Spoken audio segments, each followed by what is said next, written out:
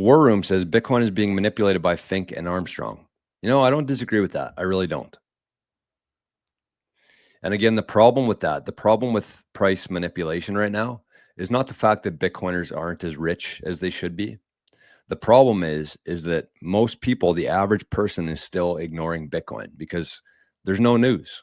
Nobody cares about it right now. It's just going sideways for months. And when that happens, nobody cares.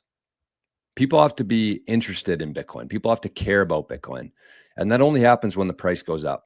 And it is an absolute shame that they are manipulating it right now. I have no doubt that they are.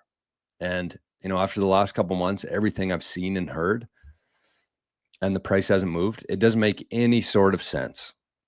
And so there definitely is, I'm not going to say it's by Fink or Armstrong or anybody, but somebody is keeping the price of Bitcoin down. And it's a shame because as the average person continues to ignore Bitcoin, that's when Fink, Armstrong, the Trumps, everybody is buying as much Bitcoin as they possibly can. I shouldn't say Trump in there. I regret saying Trump because Trump is, and Fink, Trump and Fink for the last year have been doing their best to tell the average person, the people who watch the mainstream news, to buy Bitcoin. You cannot argue that. And that's the one thing that I'm honestly confused about with Trump is because Trump is he's a strategy guy. He's a business guy. He knows that when he tells people that the US is going to buy Bitcoin, that means there's going to be less Bitcoin for the US government to buy. So why would he do that? Why would he show his cards before buying them? Why not do it in the dark? Why not do it behind the scenes? Well, I don't know. I think that my theory on that is that Trump's whole thing, everything he's been running on, is to make America great again. And he knows that if Americans don't own Bitcoin themselves, nothing's going to change. If the government just has all the Bitcoin, nothing's going to change because he's going to be out of there in 3 years. So, I mean, how could it be more obvious to the average person? You have the largest financial asset manager on the planet in BlackRock every week for a year coming on TV and saying, hey, maybe you should buy some Bitcoin. You have the president of the United States coming out saying, hey, speaking at a Bitcoin conference, saying, hey, the US is going to be buying Bitcoin, 1 million coins. You should probably buy some before we do.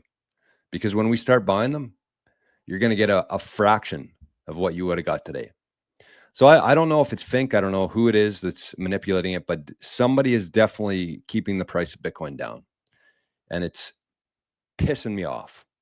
Not because I care about, being rich for a couple weeks or, my net worth goes up. It's because the average person is continuing to ignore Bitcoin because it's not doing anything.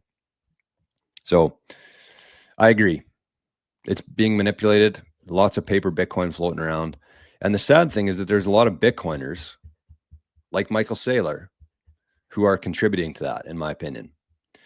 And Saylor or any strategy folks watching this stream, I'm sorry, but it's reality.